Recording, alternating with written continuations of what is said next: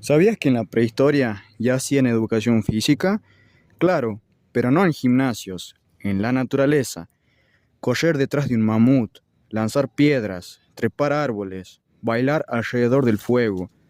Todo era parte de su entrenamiento diario. Jugaban con tierra, agua, palos y fuego. Cuidado con eso. Saltaban, giraban, hacían rituales imitando animales, y si no te movías, te comía un jabalí. La actividad física era su forma de vivir y de sobrevivir.